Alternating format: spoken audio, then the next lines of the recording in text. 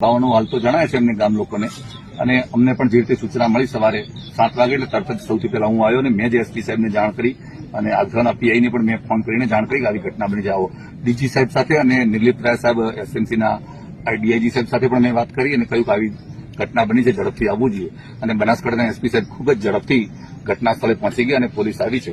અલગ અલગ એંગલથી પોલીસની અલગ અલગ એજન્સીઓની ટીમો બનાવી અને આ બાબતથી લૂંટનો ઈરાદો હોઈ શકે, સ્થાનિક હોઈ શકે, બહારના હોઈ શકે, એવી અલગ અલગ જસરાના વરદાજી મોતીજી ચૌધરી પટેલ અને એમના પત્ની હાંસીબેન વરદાજી ચૌધરી પટેલ ઉંમર 60-65 વર્ષની હશે ને તેઓને રાત્રે અજાણ્યા કોઈ માણસો દ્વારા આવી અને મોઢાના અને પગના ભાગે ગંભીર ઇજાઓ કરીને કાપી નાખીને, પગ તો બંને કાપીને ટુકડા બાજુમાં પડ્યા છે એ રીતની કાપીને કાન કાપીને કાનમાંથી સોનાની વસ્તુઓની લૂંટ ચોરી કરી છે.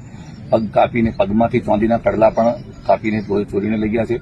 એમની તિજોરીઓને ઘરના લોક વગેરે પણ 2-3 તિજોરીઓ તોડીને પણ એમાંથી પણ બધી વસ્તુઓ લઈ ગયેલા છે. આ પ્રકાર અલગ અલગ ટીમો બનાવીને એસઓજી, એલસીબી, લોકલ પોલીસ સહિતની બધી ટીમોને કામે લગાડી છે. અપેક્ષા રાખીએ કે ખૂબ ઝડપથી આવા પ્રકારના નઠારા આરોપીઓ જે બહારથી આવીને આ પ્રકારનું કામ કરી ગયા હોય તો એવા લોકોને ખૂબ ઝડપથી પોલીસ પકડી પાડશે અને અલગ અલગ એંગલથી તપાસ કરી. માત્ર એક જ લૂંટનો ઈરાદો નહીં પરંતુ બીજા એંગલો પણ અલગ અલગ હોઈ શકે એવી પોસિબિલિટીઓની સાથે પણ પોલીસે તપાસ ચાલુ કરી છે.